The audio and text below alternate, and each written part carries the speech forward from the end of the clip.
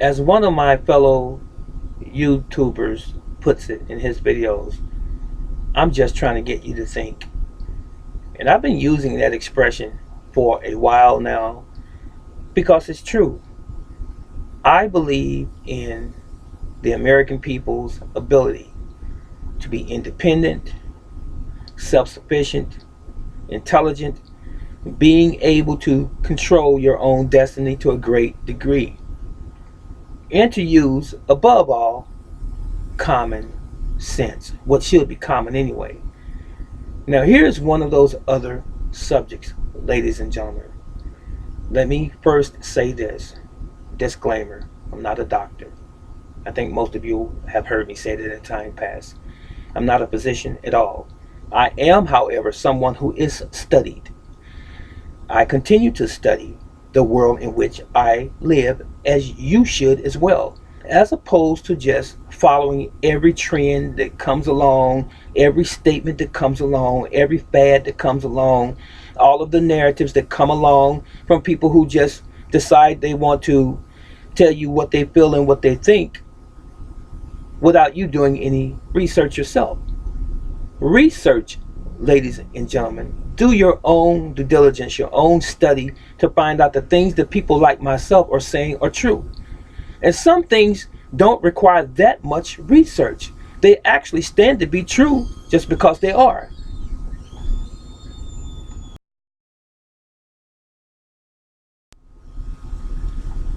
Did you not know that the Institute of Health, the National Institute of Health, stated that in 2020 it is estimated that cancer research dollars are going to be well up into about $156 billion in research. I'm trying to be fair as much as possible. And even if it's fair being a good word, I don't know if fair is a good word, but I'm just being perfectly honest. All of the money that is spent on research and has been for the past several decades on cancer, why is it that there is no cure? Why? Ladies and gentlemen, I'm asking the question again. This is redundant, repetitive. It's probably boring to some.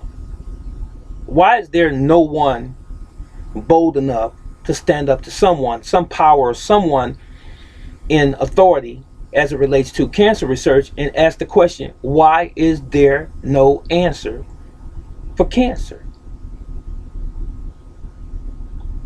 Let me give you a couple of nuggets, a couple tidbits of what I do comprehend and understand.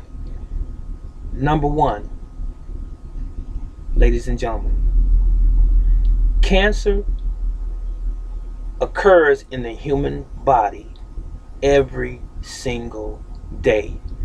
And we all have an immune system that fights against cancer cells every single day. That's why we have an immune system. No scientist, no doctor can refute what I just said. Our bodies always fighting cancer cells. It is only when those cells are increased to the point where they're out of control do they become the famous cancer disease. But what makes those cells go crazy or run rampant? It is something that we're doing to ourselves. The things that we put in our bodies, on our bodies, and that is in our environment. I contend that if you remove the things that you put in your body and on your body and that you absorb and inhale from the environment, if you remove yourself from that, then the cancer would go away. Only if you replace those things that are causing the issues in the first place. Replace them with the things that are supposed to be there. For example, if there are toxic chemicals and fumes in the environment in which we live, We need to go somewhere where it is not. If we are ingesting, eating foods that are full of toxins and chemicals and GMOs and various other things that are not biological, not biologically friendly to our human body, all we need to do is stop doing it. And we all know that food manufacturers put these things in our food. And the FDA does nothing about it. The EPA does nothing about the chemicals and the toxins in the air.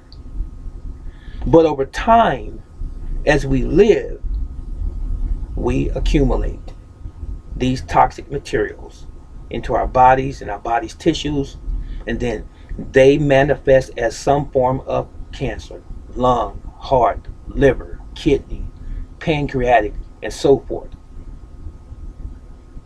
Are you getting what I'm saying to you? What I'm saying to you is that we cause our own cancers.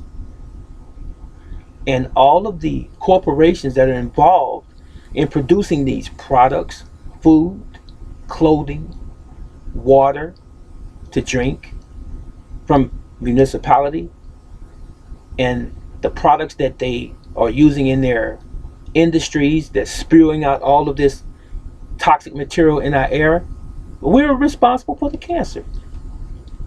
We are equally responsible to start taking charge of our own bodies, thereby alleviating the issue called cancer, the disease again. So, something else to think about, ladies and gentlemen. Animals live outside, out of doors. Wild animals live outside. They don't die from cancer. They don't have heart problems. They don't have liver and kidney problems. They don't have arthritis. Animals that live in the wild. And of course, when I say in the wild, I'm not talking about animals that have been adulterated by the chemicals of man. I'm talking about freely outside, in a pure environment. They eat, sleep, fight, mate out of doors, and they don't get cancer. And these are many of the animals that we purchase in the grocery store sometimes for food, for milk, and so forth. So if animals live outside and they don't have cancer and all of these other diseases and maladies that human beings do, and we live inside a home, apartment, a house, a structure that's protected, we're inside something protecting us from the out of doors. How is it that we get cancer? Are they stronger than us? Or are we doing this to ourselves? I'm going to say it again before I close. Think no further than your own common sense. It's what we eat, what we drink, what we breathe, and what we absorb that's causing our cancer. No matter what cancer it is. When we can find a way to remove those things and to be our own scientist, to be our own individual, our own man and woman, adult, and be our own doctors, except in the case of a extreme emergency, of course, but fundamentally knowing how to govern ourselves. That's what I mean when I say doctor, because some people are going to take this and run with it. Oh, you saying you're supposed to be a doctor? No, I'm not saying that. Not doctor in the traditional sense. People who work in a hospital and so forth or have a practice of their own. I'm not talking about that doctor. I'm talking about doctor from the standpoint is that what we eat, drink, or eat and drink is our medicine. And that we don't have to buy and purchase antacids and pain relievers over the counter or prescriptions from a doctor that are causing us more harm than good. That's what I mean when I say our own doctors. And that we eat foods that are unadulterated with the chemicals and the toxins and the poisons that we have in our grocery stores today. But you know what?